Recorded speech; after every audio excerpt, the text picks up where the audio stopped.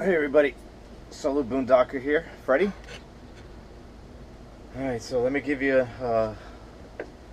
let me let you guys know what's going on. So, the leak that I thought I fixed around the air conditioner was not fixed. I did find out what it was this time. I took the cowling off the inside unit and I found that the water was coming in through where the cables was coming through. So I caulked the hell out of it and it's now completely sealed, I hope. So far with the rain going on today, I have not seen any moisture or water coming in. As for the windshield, I did take the piece off and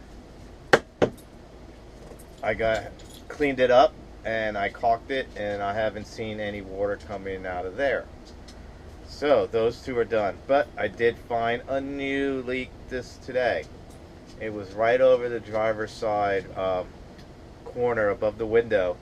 There's you can see where the water was coming through. So I have this foam stuff to just stick in there and you just press it and it fills up all the compartments. Hopefully that will work and keep the water from coming down on me. Next thing, I did fix the porch light outside. There was an issue. I had an issue with that because you can't see anything outside. You can't see who's there. So I wanted to get that fixed. I went to Camping World today and I bought the part that I needed. Thank God I have the Good Sam Club. That saved me some money.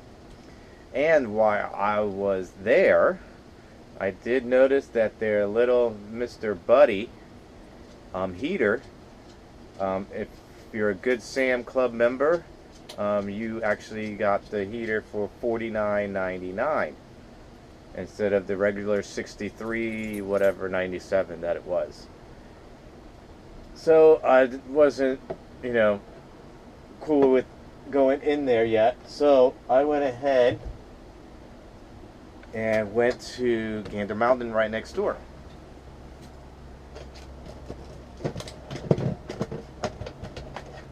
And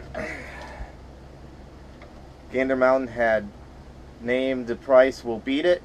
So I just said, hey, I was just over here at Camping World and they have this same guy for $49.95. You're a Good Sam Club member. I am. I showed them my card. They gave it to me for $49.99 and took an additional 10% off. I paid less than $48 with tax. This is just the top part. The bottle goes in here and then there's a stand so it sits up about right here. 48 bucks. I now have a heater with a full tank bottle. Should last me about 5.5 hours of heat, which is basically all I really need.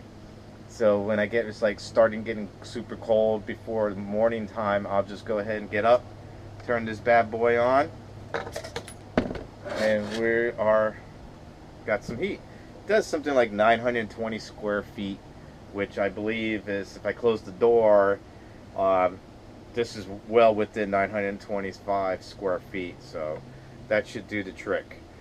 So that was good. Now, 2 days ago, it was about 2 days ago, I was coming back from Mims, Florida on 95. Actually, I was heading down towards that area at night in a major rainstorm, and they were doing construction on the road. So I tried to stay as good as I could, but somehow, somewhere, I felt something go on my truck, on my RV, and I headed straight to the rest stop area down there in Mims, Florida. I pulled over, it was downpouring. So I couldn't go outside to see what it was, so I ended up staying there for the night with a whole bunch of other campers and truckers, and I always get that one trucker that has to sit right next to me running continuously for like 3 hours, and then all of a sudden, right when you're about to fall asleep to the noise, he shuts everything down. Every time. But anyway, I get up in the morning and I should have done a walk around, and I did do one very slightly. I did walk around, and unfortunately I didn't see the damage at the time. So I take off, I start driving down 95 back towards Flagler County, and I get home. I get some extra gear that I needed, got some trash taken care of, and right before I left, I decided to look again around, do a walk around. So I did the walk around, I checked the tires in the front, checked the outer tires, and then I walked towards the back so I can look at the inside tires in the back, and I noticed a chunk about this big. I'll put a picture up with it here in a second.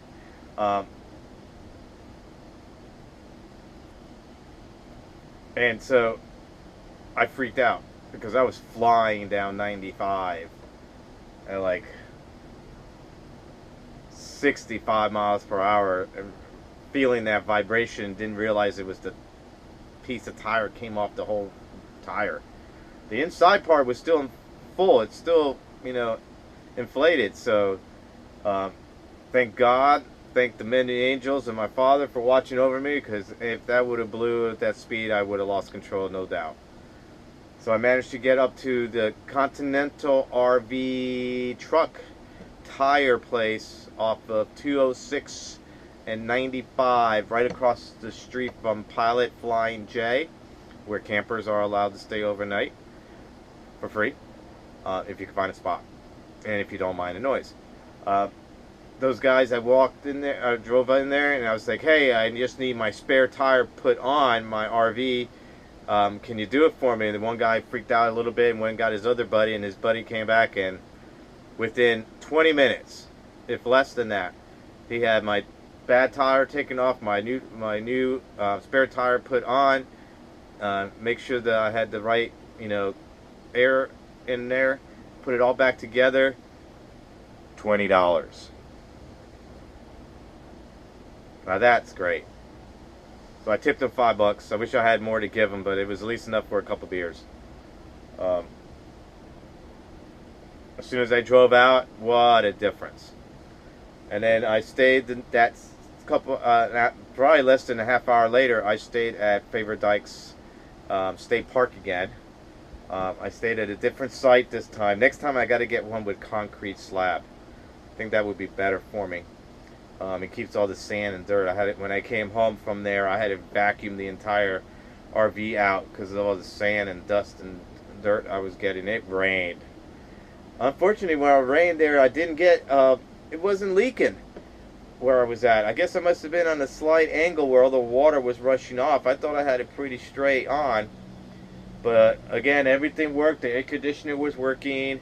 Microwave was working. AC, everything worked. So, except for the hot water heater, I haven't attempted to try that yet. I did JB weld the hell out of it. I'm just not tempted to tempt fate right now and get full of water because all my clothes are in there right now. I would have to take everything out of that closet in order to perform the job properly, and I'm not ready to do it. Besides, it would be nice to have a hot shower, but right before I leave, I'll take one, and when I get there, after a day or two, I'll go over to my buddy's house down the street and just take a shower at his house while I'm there. So every couple of days, just take a quick shower. I'll use body wipes in the meantime to keep myself pretty clean. I've used them before hundreds of times, and I've stayed fresh, clean, and I didn't smell. So that's my thing going on right now. I just stopped here at a rest stop here between St. Augustine and and the Outlet Malls in US 1, just to rest for a second. I did fix the light outside, the porch light. I did that while I was here. I did the foam. So everything's going good so far. Nothing to complain about. Just got this weekend and next weekend to work, and then I'm off on the 15th.